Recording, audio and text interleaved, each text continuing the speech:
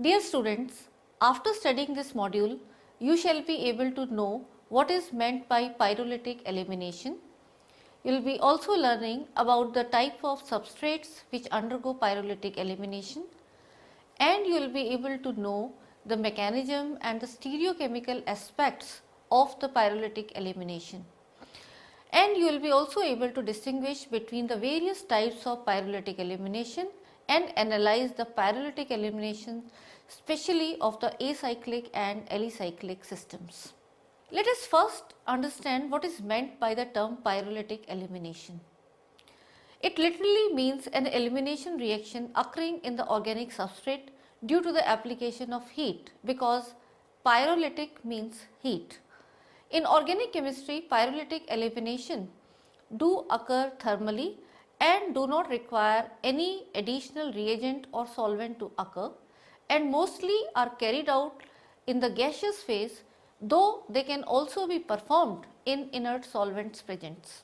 These thermal elimination reactions of molecules can also be termed as pyrolytic EI reactions, which stands for elimination internal reaction.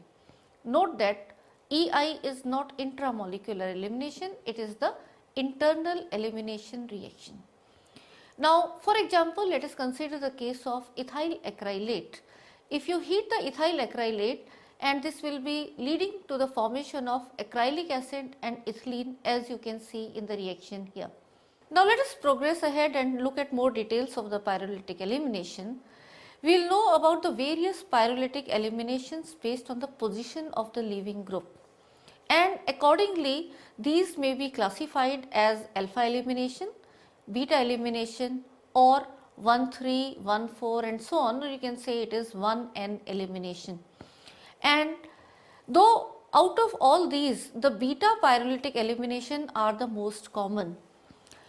If we talk about them one by one, coming first to the alpha elimination involves the elimination of the two leaving groups which are connected to the same carbon atom, and these type of elimination are most commonly encountered where the more common beta eliminations are not possible. For example, if you consider this case where the Cl and H are being eliminated from the same carbon, and as a result you are getting a 3-member cyclic ring. Similarly, there is another elimination that you are already familiar, which happens in between as intermediate formation. There again from chloroform the removal of H and Cl, and it gives you the dichlorocarbene. So that is also the case of alpha elimination. And now coming to the beta elimination.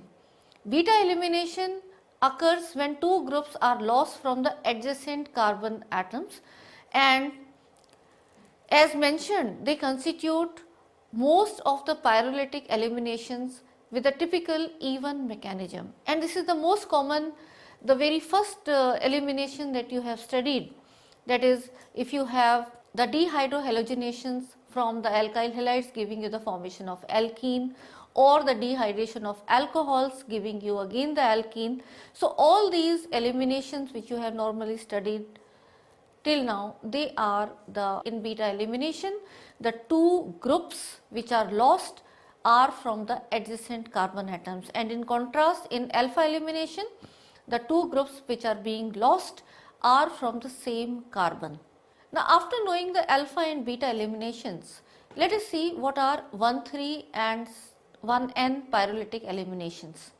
Now, when we talk about the 1,3 elimination, obviously it means that the two groups which are being lost are from the relative first and third carbon atom, and as you can see the case of 1,3 pyrolytic elimination here, the OCOCH3 group and the H are being lost from the relative 1,3 position, and as a result you can see here we are getting a new 3-member cyclic ring getting formed, and the CH3COO and the H are being lost as acetic acid. So this is the case where 1,3 elimination is happening, and similarly you can have the 1,4 elimination, the 1,5 and so on, and so they in general are called as 1N pyrolytic elimination. Now, after becoming familiar with the different types of pyrolytic elimination, how they happen, we will now look into the mechanism of pyrolytic EI elimination. The pyrolytic elimination occur most commonly via the EI mechanism involving a cyclic transition state which may be comprised of 4, 5 or 6 member transition states. Note that it is a concerted mechanism and is almost exclusively a syn elimination, and there are various evidences of this mechanism, and this can be noted like the first thing is the evidence of this mechanism are that it is a first order reaction kinetics. The other important parameter is that no reaction intermediate has been isolated, so it is a concerted mechanism and it is a single step simultaneous mechanism happening. Then another evidence and the parameter you can look is the free radical inhibitors. When they are added, they show no effect on the reaction. Another thing to notice is they show a negative entropy of activation, and furthermore there is an exclusive syn elimination which is demonstrated experimentally. We can have a better understanding of the mechanism by taking an example. The pyrolysis of the erythro and trio isomers of 1-acetoxy, 2-deutero, 1,2-diphenylethene gives in each case the trans stilbene, but the stilbene from the erythro compound retained all the deuterium while the trio compound lost all of it. Now, this must be due to the syn elimination of hydrogen or deuterium atom and the acetoxy group. So, these two, that is the hydrogen and acetoxy group, are being lost in one case, in another it is the deuterium and the acetoxy group. And the preferred conformations for syn eliminations are those in which the phenyl groups are as far removed as possible from each other, which explains the experimental results.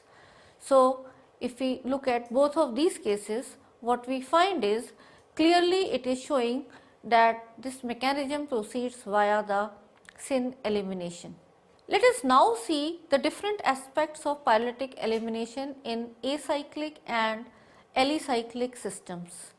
If two or more syn periplanar arrangements are available, the one with least crowding is preferred. Pyrolysis of 2-butyl acetate, as you can see here, affords a mixture of 1-butene, cis-2-butene and trans-2-butene with the trans to cis ratio around 2, and this is because there is less steric hindrance or less steric interaction between the two methyl groups in the transition state, leading to more of the trans alkene. So, you can clearly see in this particular example that this elimination is giving you both the double bond coming at the first position or at the second position, but when it comes at the second position, out of cis and trans, it is the trans which is the major product. Now, continuing with the aspects of pyrolytic EI elimination in the alicyclic systems, the additional restrictions are imposed by the conformations of the leaving group and the obligation to form the cyclic intermediate. As we have told that the cyclic transition state is formed. So, obviously, if you look at the conformation of the cyclic ring, what you find is this OCO SCH3 group and the H, they will be lost via cyclic intermediate, and for doing so it has to be the syn elimination. So, you cannot have that the H is on the other side of the plane of the ring and the other group is on the other side, and that is being clearly reflected in this particular reaction. So, you can see in this given example that the double bond can be formed relative to methyl at the first position or at the second position. So, this is almost 50% mixture of the two, that is you are getting 1-methyl cyclohexene and you are getting the 3-methyl cyclohexene as the corresponding products. Now continuing this discussion further, this point is made clearer by the example of ethyl 2-acetoxy cyclohexane carboxylate, as you can see here, in which the leaving group is axial. The double bond in the direction of carbethoxyl group does not form even though it would be conjugated, since there is no equatorial hydrogen on that side. However, in the case of its diastereomer, in which the leaving group is equatorial and the hydrogen is the carbethoxyl group is axial, can adapt the necessary cyclic transition state that leads to the conjugated alkene. So, you can clearly see here again it is going via the syn elimination wherever there is the cyclic transition state is being favored. Furthermore, when the leaving group is axial, it cannot attain a cyclic transition state with a neighboring axial hydrogen.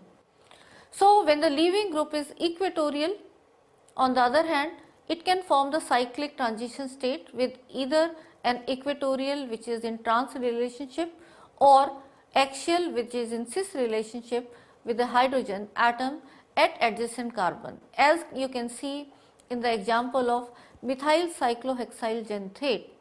You can clearly see here the OCS-SCH3, the group which is being lost can be lost with this equatorial hydrogen or the other axial hydrogen. But out of these, the cyclic transition state will be favored when the this group is in equatorial position. Let us now know the free radical pyrolytic elimination mechanism. Free radical elimination is found in polyhalides and primary monohalides. The steps are very similar to any free radical reaction, that is, there will be a chain initiation step followed by several propagation steps, and then finally there will be termination steps. Let us now understand the free radical pyrolytic elimination mechanism.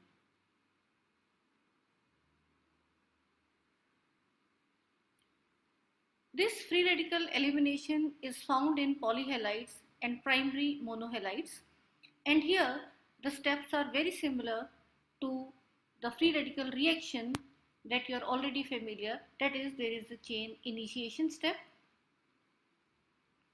and here there will be formation of free radicals, like for example if you take Cr2CH CH2X, and this on heating will give rise to R2CH CH2 dot and X dot. So you can see here this cleavage is happening, and this is the homolytic cleavage, and we are generating the free radicals. And in the chain propagation, this free radical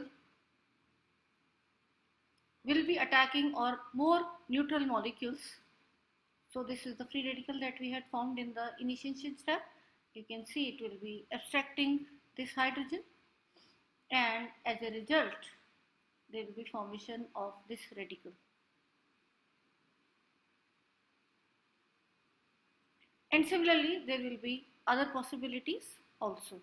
And in the chain termination step, eventually all the free radicals will be combining to give the neutral products. So this can happen this way, or even the C dot can be attacked by X dot. In that case there will be formation of this product and so on. So you can see that this is the way how where the pyrolytic elimination is happening via the free radical mechanism. And the main result of the free radical pyrolytic elimination we can sum up as that R2CH CH2X, when pyrolyzed, that is heated, then we get, so you can see here that there is a removal of H and X, and as a result there is a double bond which is getting created at this position. In this free radical mechanism, sometimes there may be a scission process resulting in the formation of alkene and another radical. Like if we start with this butyl radical, then it can undergo formation of this another radical and formation of this alkene. So you can notice here that it is going into cleavage here, and this part is giving this alkene, and on the other hand this is what is the free radical which is being formed.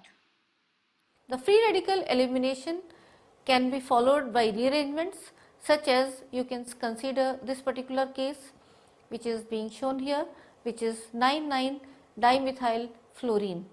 And you can clearly see in this particular example is that there is first removal of the CH3 radical, so that you get the radical at this particular position, and out of this there can be removal of the hydrogen free radical to give you a exocyclic double bond, or there can be rearrangement and then the removal of the hydrogen radical happens, and as a result you get this aromatic phenanthrene system. Now, after studying the various pyrolytic elimination, let us try to know some synthetic importance of these reactions. Pyrolytic elimination occur in a variety of substrate containing appropriate leaving groups and are important from a synthetic perspective. Considering the pyrolysis of esters, the pyrolysis of esters is usually effected at high temperatures. Usually it is 300 to 500 degrees centigrade, which are a serious limitation to their synthetic usefulness. Now, since these reactions do not necessarily require any solvent or base, hence these reactions are clean to perform, the isolation of product is very simple. The high temperature required for pyrolysis of the carboxylic esters has limited synthetic usefulness. So, you can look at these two examples shown here. If you look at the ester pyrolysis, on heating this particular ester around 300 degrees, you are getting ethene and carboxylic acid. In general, this is the general reaction, and if you consider this particular example where this cyclohexene is joined to these two ester groups on heating around 500 degrees centigrade, there is the elimination of OCO, CH3 and H, and as a result you are getting these two double bonds which are exocyclic to the double bonds. So, this is again, you can see this is highly directional here, and otherwise preparing the exocyclic double bonds is difficult. So, you can prepare these type of molecules through this particular reaction. After studying about in general the pyrolytic elimination, now let us consider some named reactions, and first of all let us consider the Chuge elimination of xanthates and thianocarbonates. The Russian chemist, that is Alexandrovich Chuge, discovered a way to eliminate water from alcohols to produce alkenes via the formation of an intermediate xanthate, and this methodology came to be known as Chuge reaction. Examples of this, if we consider, let us consider them one by one. The Chuge reaction has been, if you look at the examples, what we find is, you consider the case of this particular alcohol, which when reacted with CH2 in the presence of NaOH and CH3I, what you get is, you get this OSS, this is the xanthate derivative which you are getting, and then on heating this xanthate group and hydrogen eliminates, and as a result you are getting alkene. Note that if you have to directly eliminate the alcohol into alkene, that will require acidic medium and it may go into rearrangement, so it will not be happening at that very particular position. So, in this Chuge elimination, we are converting the alcohol into the intermediate xanthate, and this xanthate can be easily further undergoing into pyrolytic elimination, that is elimination with heat, and you get the corresponding double bond at the required position. Coming to the other example, what you can see here, this again having this OH group, and this OH group can be removed and the adjacent hydrogen can be removed via the xanthate. So, here also in the first step we do the reaction with sodium hydrides, the CS2 and ethyl iodide in the presence of THF, and we heat, we will be getting the xanthate, and then second step will be heating it around 160 degree centigrade. So, there the pyrolytic elimination happen, and as a result you can notice that this double bond is getting formed. So, there is overall elimination of water from this alcohol, which is a substituted one, but note that the COH is not getting affected. So, the only overall reaction is the removal of this H and OH, and as a result we have this alkene which is getting formed. Furthermore, note that the Chuge reaction, it has been successfully employed for beta elimination of alcohols to yield alkenes due to the milder reaction conditions involved than that used for ester pyrolysis. Thus, if a carboxylic acid or ester and an alcohol functionality is present on the same molecule, the alcohol can be chemo and resio selectively eliminated to give an alkene, as we have seen in this particular example. And this is very successfully employed and useful in the synthesis of natural products. Now, after the Chuge reaction, let us consider another named reaction, which is Cope elimination, and we can call it as the Cope elimination of tertiary amine oxide. The Cope elimination developed by Arthur C. Cope is an elimination reaction of the N-oxide of a tertiary amine to form an alkene and a hydroxylamine at milder reaction temperature, and these milder reaction temperature, they are in the range of only 100 to 200 degrees centigrade.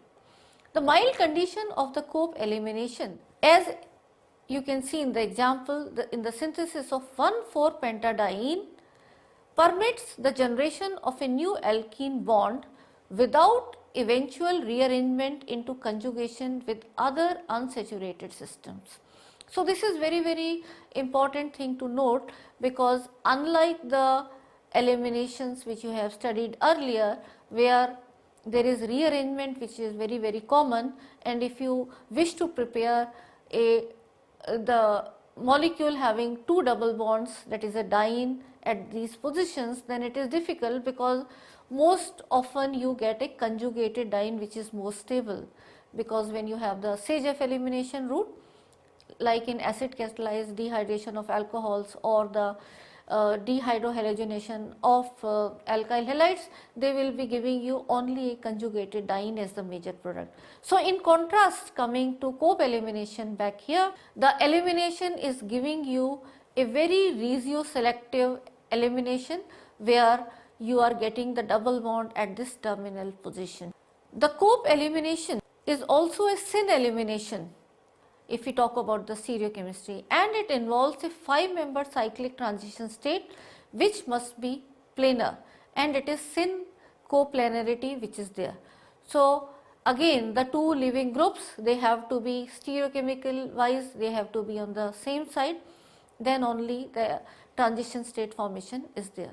The amine oxide, which is the leaving group, which itself acts as a base here, and the net reaction is the 1,2 elimination. So, you can see they are the two groups which are getting lost, the H and the N oxide, they are relatively from the 1,2 position.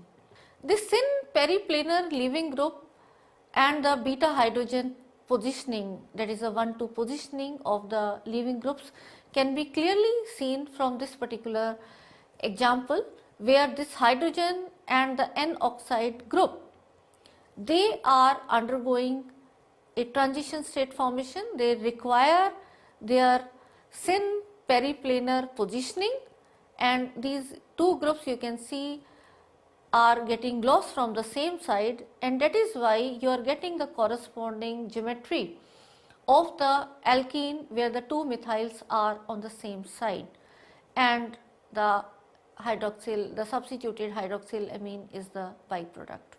The sterically demanding amine oxide reacts preferentially with the more easily accessible hydrogens and often gives good selectivity, favoring the less substituted alkene. Thus, cope elimination is regioselective, and for simple alkenes, the reaction follows the Hofmann rule, which is opposite to that of the Sage's rule.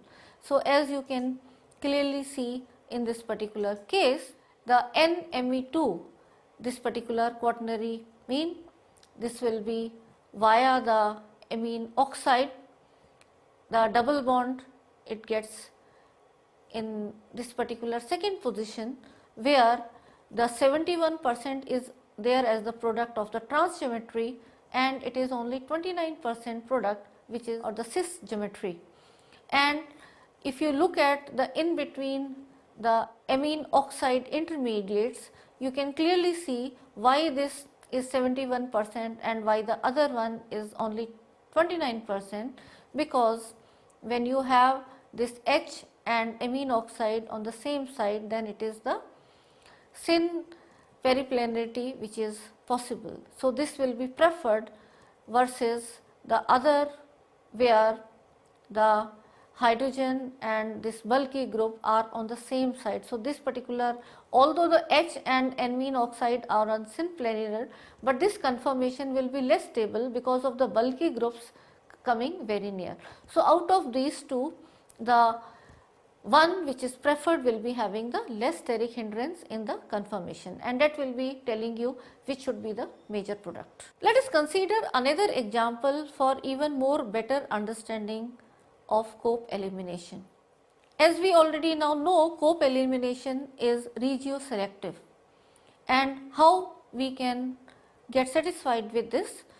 These structures, you can see, they will exemplify the stereochemical requirement for reaching a 5-member cyclic transition state and the influence of sterically demanding groups for some cyclic compounds. Thus, heating the dimethyl methylamine oxide gives a mixture of 2 and 3 menthene, whereas the isomeric neomethylamine oxide gives only 2 menthene. Now, what you can see here in these equations clearly is that this NMe2 group, when it is further converted into the N oxide, and when this particular group is getting lost, it can give you these two, whether the double bond is at this substituent, near this substituent which is in 36%, or the double bond is at relatively the far position when you are getting the 64%. So, this is there when in this particular conformation you can notice the IPR and this amine oxide, they are more bulky groups and they are very close positioning and there is steric hindrance. So, there is a predominance of both the possible isomers where the double bond is arising at relative near and far position. So, let us go into the details for these two isomeric molecules when they are going into elimination. Why in this first case the two products are formed, and you can see there is a considerable mixture, 36% and 64%. But on the other hand, when NMe2 and IPR group on this molecule are on cis side, then there is 100% of only one product form. So, let us consider the first molecule. What we see is the N-dimethyl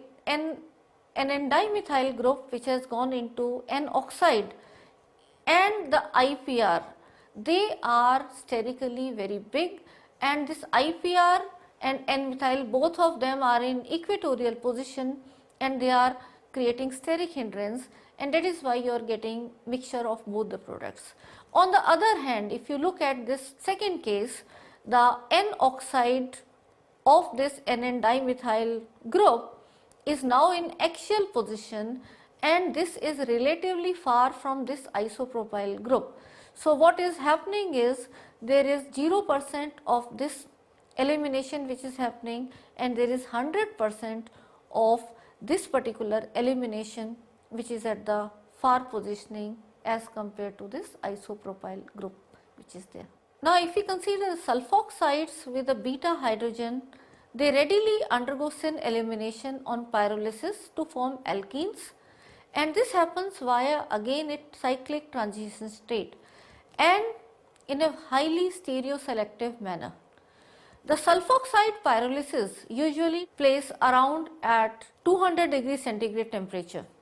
The sulfoxide are readily obtained by oxidation of sulfides, which you can do using the metachloroperbenzoic acid or sodium iodate, and the pyrolysis of sulfoxide, it provides a useful route to introduce unsaturation at the alpha position to the carbonyl compounds. So, what you can notice in this particular example is that in this particular carbonyl, when you have alpha positioning this ethyl, and you can get the elimination which will be at alpha beta positioning to this carbonyl group. Another example of the synthetic application of sulfoxide pyrolysis is the synthesis of the non-natural amino acid, that is L-vinyl glycine. As you can, let us now understand how the sulfoxide containing substrates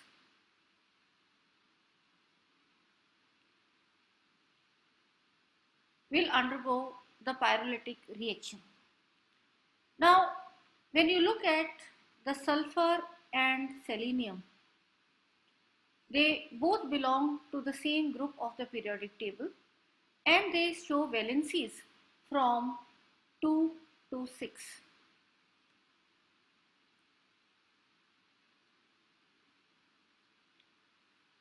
Another thing is that an organic compound is oxidized to sulfoxide and to some extent sulfones also. So, we will get the sulfoxides and sulfones on their oxidation. So, when you have sulfides in the organic compound, that is how the oxidation process is going to. And sulfoxide, they containing beta hydrogen, then these can undergo the beta elimination. And this beta hydrogen, they undergo syn elimination, that is the group have to be on the same side and that will be resulting in an alkene. Talking specifically about the diphenyl disulphide,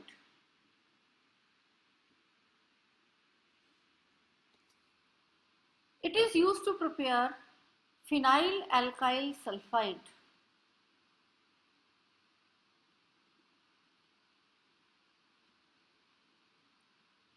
From the compounds which contain the activated CH bonds.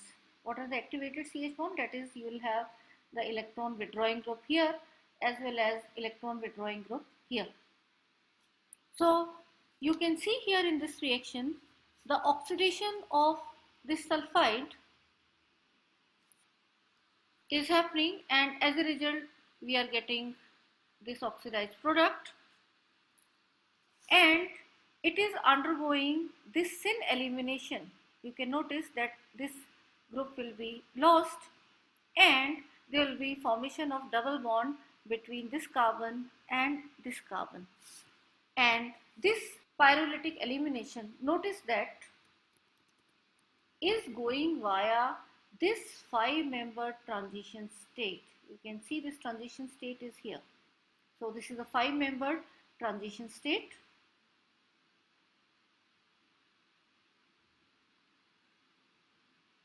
And because of this, you can understand why there is a syn elimination which happens. That is the orientation of this group or atom and this, it has to be on the same side. Let us also consider the Selene oxide pyrolysis. Alkyl phenyl Selene oxides undergo pyrolysis to provide or to form an olefin, that is alkene, even at room temperature, and they constitute one of the mildest method for introducing a double bond by means of beta elimination. The Selene oxide pyrolysis is also a syn elimination like all the other eliminations that we have studied in this module, and it takes place via a 5-member cyclic transition state. The Selene oxides are readily obtained from the corresponding selenites by their oxidation, and they generally undergo elimination under the reaction conditions to give the alkene directly. That is, you can say it is one pot conversion.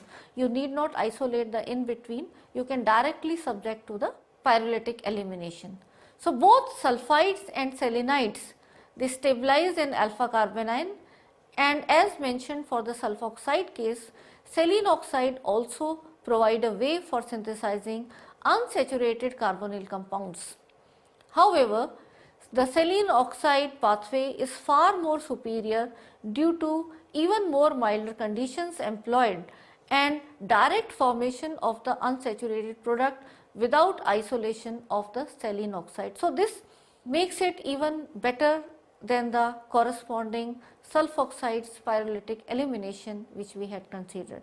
And if you look at these examples, you can clearly see if you have this cyclopentanone, this double bond, you can add this phenyl and SEPH group through these two reagents, and they are, notice the stereochemistry, they are in anti-geometry or the trans geometry, and when this particular can be, Selene can be oxidized to selenium oxide, and then this oxide, the Selene oxide, on further pyrolysis, that is heating, which is only at 10 degrees centigrade, even below room temperature condition, there will be removal of H and the the Selene oxide group from syn side, and that is how you can have the phenyl intact. So, you get a double bond where the H and the Selene oxide group has been lost, the phenyl is still there. So, that is how you can actually do the conversion where you want to replace the hydrogen with the alkyl or aryl group through the dialkyl or the diaryl copper lithiums, as we have seen in this particular case. Let us summarize what we have learnt in this module. We have learnt about the various pyrolytic eliminations and the mechanism, and we have understood that pyrolytic elimination requires the application of heat. The amount of heat may vary, that we have seen some require more heat around 300 to 500 degrees, and some even happen at room temperature. Pyrolytic reactions often occur in the gas phase. Beta pyrolytic eliminations are the most common, although we had also studied the alpha, 1,3 and 1N eliminations are all possible. These are exclusively syn eliminations, and the mechanism involves a cyclic transition state, and it is due to the cyclic transition state that both the groups being eliminated, they have to be on the same side, and that is why there is a syn elimination. We have also studied how some pyrolytic elimination reactions takes place. They also involve the free radicals, and we have discussed the Selene oxide pyrolysis, how it provides the milder condition. We have also studied the sulfone oxide, the amine oxide, and out of these the Selene oxide, they require most milder conditions for elimination. These pyrolytic eliminations are very important from a synthetic perspective, and these methods have been used for the synthesis of various natural products.